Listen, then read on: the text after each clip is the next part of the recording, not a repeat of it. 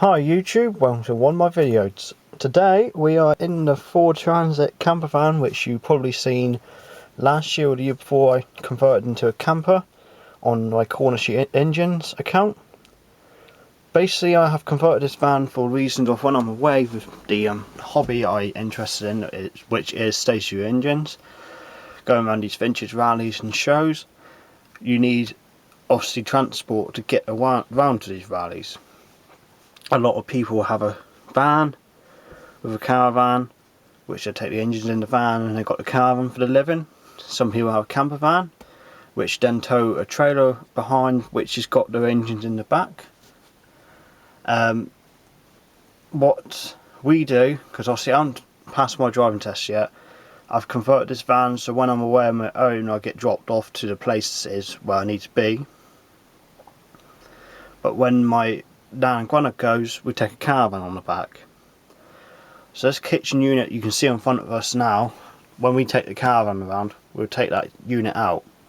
So we can put engines in here, because it's pointless taking two sinks around.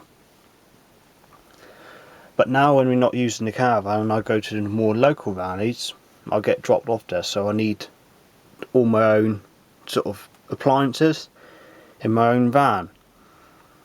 This van is all basically run off a 12-volt system on the back, because there's no 240 at these rally fields. And you got your water there and you got your toilets and everything on these sites. So you can top up your water systems. I know I top up before I go and it might put me on for the whole weekend, but if I'm away a little bit longer you obviously got to go and use the site water. Same as the toilets, I don't have no toilet in this van, so I rely on the actual rally fields toilets. But you could do it without not taking a cooker and sink. You don't need to take food, and you can buy off these food wagons and that, but it does work out quite dear. And if you get out early in the morning, you might, oh, fancy a cup of tea, and then you're like, oh, that van over there hasn't opened yet for a cup of tea, so I've got to wait. So take your own. Like I said, I've converted this van myself, a simple 6-foot bed along this side. It comes back down 6 foot where I'm sat. The bit I sat on, which slides out into a bed, which I'll show you guys in a minute. Opposite is a kitchen sink and cooker, and behind me is the wardrobe, which I'll show you in a sec. I haven't got no fridge in this van. There's no fridge and there's no oven in this van at all. So when you're away, you've got to rely on certain food which you obviously can't freeze, you can't cool. Like I can't take milk with me because I've got nowhere to keep it, so I survive with that powder milk, or you buy these cappuccinos in these packets, and I'm quite happy to survive on them. I take a block of butter with me, but I stick that in the cupboard where it's nice and cool, so that'll last me a few days, and when I get home I'll ditch it, even if you only probably use a couple knivefuls, if you know what I mean. But you never know, these things go off. Obviously food and that, you can't really take sausages, bacon or nothing because you haven't got nowhere to freeze it or cool it. So a couple of tins of Spam, you take some eggs, you can fry eggs, you can keep them in the cupboard.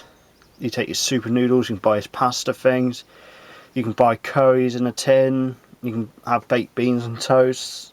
There's plenty of options out there. You look around these supermarkets, you will see a lot of food which you can use out not with a fridge supply.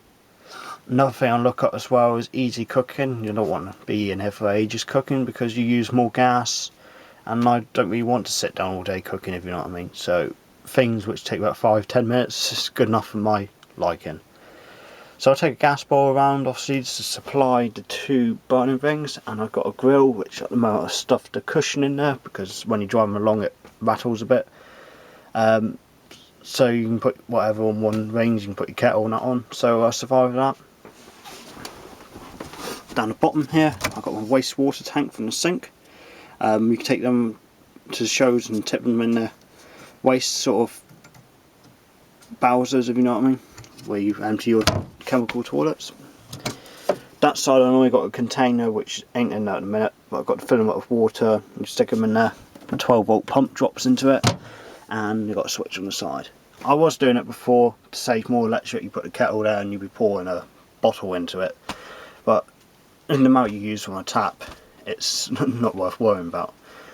So basically what you've got to take around that, obviously you need your, I've got plates and saucer bowls at the back, knife and forks in there, bottle openers, tin openers. We've got these lighters for lighting the burners. There's a frying pan and a saucepan, salt and pepper, wooden spoon, whatever you call those flat things you turn an egg with. Got one of them in there.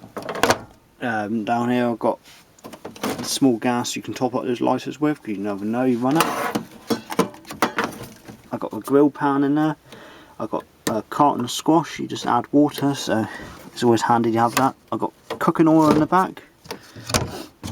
Jars of coffee down there. I've got plenty of mugs, because when you go on these shows, you surprisingly my friends and that you end up making, and you've got to make lots of cups of tea and coffee, so you need a good supply of mugs. Even if it's one or two going around, you need a good supply of mugs. Got a few glasses down there, boiled fair liquid.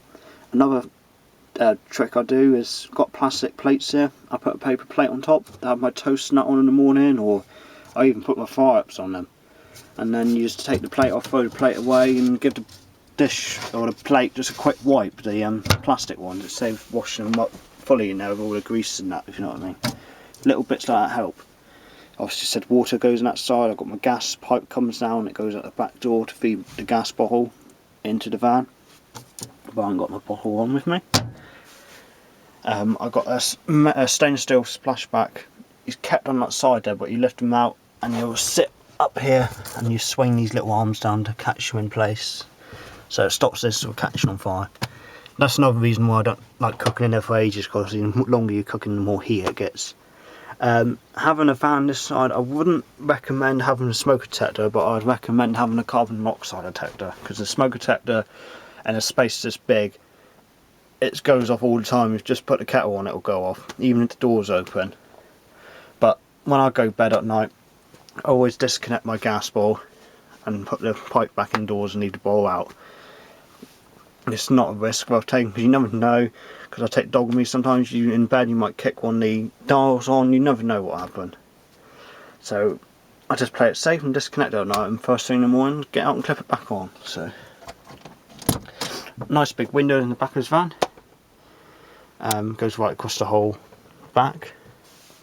That was already in this van. We've got it because a tail lift, boot lift, one of you know what I mean, the up and over lid. Right, going across on the back door now. I've got a wardrobe I've built in this van from floor to ceiling. This is a low top transit, so it ain't a fully height wardrobe where you can hang up coats and t-shirts and stuff, if you know what I mean. So you fold everything up neatly, you'll get quite a good bit in there. I tend to keep my jackets, all the rest of my clothes in this unit, a couple of blankets just in case it gets to get a bit chilly at night. In this wardrobe, like I say, you fold them up neatly, you'll get quite a bit in there. I've got a switch up top here for my CD player. This is on a separate ledger battery in the back, and the wires all run along the roof back down into the boot lid. You probably can see them there. There's one there and one outside.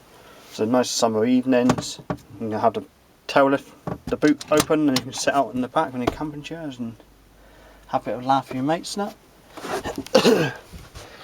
This is the bed I was on that I was just sat there a minute ago. A simple design, it's staggered slats, so when you make the bed, that, drop that, and obviously these cushions will drop in better, but just get the idea, if you know what I mean. Nice bed down. It's a bit wider than a single, it's nearly 4 foot wide, so it is a wider single, but it's a narrow, bit of a tight double. But I could always make it a bit more wider again at another point. You can always make another flip up and over a bit. So that's the side I will sleep on when I'm going away. This cupboard here is a small unit. That's the water container. That white one goes in the cupboard over the other side for my drinking water. A can of petrol, if you need that for your engine, so that normally sits in the footwell at the front of the van. But when I'm not using it all the time, I chuck it in the back, because this is a smaller cupboard because you've got the wheel arch of the van, so it's not fully that deep. So I put my duvet and pillows in there. They will fit in there. It's really tight. Fold them in there again. If you pack these things away decent if you fold things up good enough. You will get them in there. This side's a bigger cupboard. These are your average flat storage boxes you can get from Tesco's or B&Q or most places for plastic boxes. I know you could keep 2 in there. These are my spare water containers, which normally go in behind the wardrobe out the bottom half. But I'm not way out in a minute, so they can be put anywhere. I've got 2 of these, so both of them are filled up with food normally. Anything from tin stuff, and like the bottom one will be full of crisps and eggs and chocolate bars and biscuits and that. So I've got one indoors full of food on there. I don't keep out it all the time. You buy stuff with good enough date on it. I've got tins which are left over from last year's because I stick the date is right. This corner of the van is my 12-volt main sort of hub. Got the main battery up the front of the van. It actually runs the engine of the van underneath the front driver's seat. I've got a separate leisure battery in the back and a spare car battery for backup if the leisure battery should die when I'm away. Normally I'm away about 3-4 nights at a time. I have been away for 7 nights at one point when I was helping a show to set up, so you need good enough battery for that. Keep down the bottom here as well. My ramps for loading the engine up, they go from this side right over to the sliding door, which you'll see in a minute. So that's an easy enough little cupboard to get to. I've had before, I've made the bed all up early and come in and put the CD player on or something and the blivin' fuse goes, but you got to dismantle the bed to get to the fuse box. But I put a little bit bigger fuse on that one now, so you'll be alright.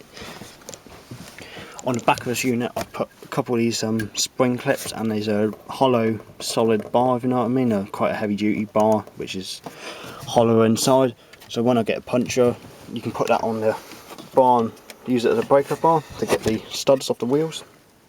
This is stuff I don't use all the time. Tea towels and that, as and when you need them, I hang them up on the back.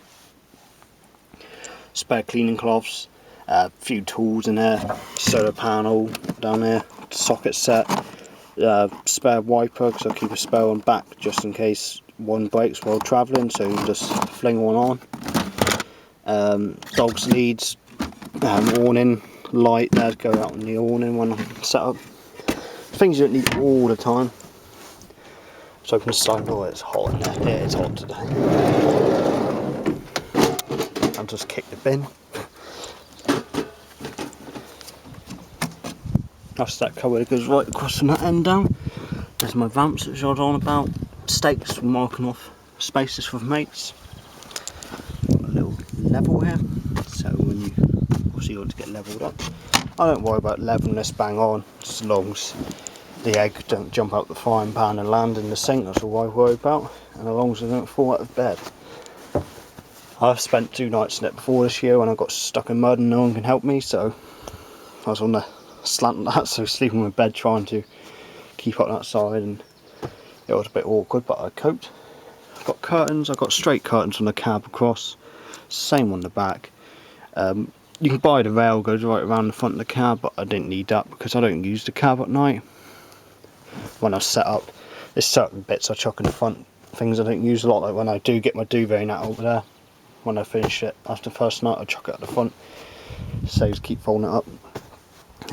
12 volt here, you've got a winch on one switch which comes through the letterbox down to the back doors. Another one for the lights on the ceiling. Little 12 volt charging point. There's another one on the CD player at the back. That's Rusty's switch I was on about for the sink. Got a bar opener so when you want to have a nice cool beer. See, another tip you can do, because I don't have a fridge, is get a bucket or a plastic container and fill it with water and just slide it underneath the van and put drinks in. It'll keep them cool. So it's a good little idea to think about, and it's quite a good idea even people, if you have got a fridge and you're going away and you do like a nice cool beer and squash and that in the evenings, because it don't fill your fridge up then with just drinks where you want it for food. The van, cab, I haven't really done a lot to this. Well, I have done my bits to it. I've got reversing cameras on, Got one sees the traffic, one behind, and then you flick a switch and which goes down to show the tow hitch for hitching up. Got LED light in here fitted, and I've bought a cable from the ceiling down the doorpost, and there's one on the glove box here, and there's one underneath the steering column over that side. All I've really done in this van's good clean up really, just clean the seats up, did a little repair on the seat over that side, put reversing camera in, got air horns, spotlight switch there, speaker things in the box and that, mounted a sun visor to this van. This is a good handy thing, is the awning, 8 foot long by 6 foot. That's really ideal for weather like this. It's a bit too hot, if you know what I mean. So fit the sun visor across. This is a plain black one, you can't see through it, but it's quite a nice height, so it's not, you're not ducking your head when you're driving, if you know what I mean. It's had new wipers on it. I sprayed a silver stripe on the bonnet just to cover a bit of lacquer which cracked off it. I put some lights along the grille and bumpers, on my side lights, my set of hubcaps. Sprayed a few arches in, got some stainless chrome accessories. There's peel wood stickers, stick on. Yes, that's the outside of my van. It's a nice metallic forward steel blue. Not a lot of these things around, but it's nice having this colour, but it's a pain when you want to patch up any paint, which I'm currently doing on the back of the sliding door at the minute, and the beginning of the arch because it got hit against the wall the other day. So I'll do that myself, but I'll get there at some point. It's a nice van for. I took a bit of the width from the sliding door, if you know what I mean. Put a seat there, so you've got plenty of gap getting out. And sit there, and nice evenings in around the awning and stuff. So it's a handy van with that tail lift. The boot flips up and over, if you know what I mean, because my old van had 2 separate doors and these would rattle when travelling. And plus, if it's raining, it's shelter in the sun, it gives you a bit of shelter. So no, I do like that boot on this van. Only thing I miss about my old one, I had a taller one, and this it was an extra foot or so higher, so you could almost stood up in it. But I managed.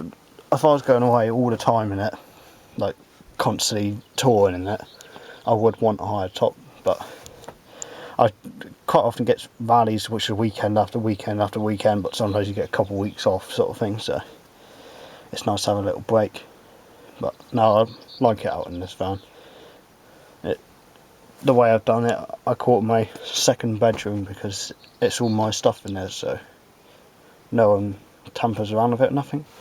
It's got washing up bowl, coffee, coffee, tea, sugar, kettle, scissors, dustpan and brush just to sweep up the floor from grass and that of these rally fields. I've got a seat belt on the back here because it is insured as a 5-seater, this van, because it has seats in the back when I bought it. I've carpet all insulated it all myself, so it was just an empty builder's van, but anyone could do it. Put your mind to it, you could do it. I'm no professional woodworker, but I've built all that myself, and as long as it does its job, that's all you want. You can do a cheaper budget, you can make them as you want, you can carpet it all, you can just insulate it and ply it if you want, you don't have to carpet it. Some people do it wood, tongue and groove. It's up to you what you want to do. It's your choice. When you do it, it's your own design. If you went out and bought one tomorrow, you spend big money, so already done. So if you buy a van and do it yourself, you can do it your own layout, what you want, what colour, whatever. So no, thank you for watching this video. It's quite a long video, guys, but I'd just like to help any of you out there if you are interested in doing hobbies like stationary engines, or you take bikes in there and canoes and surfing and all that sort of stuff. It all works together at the end of the day. So thank you for watching this video, and join me again.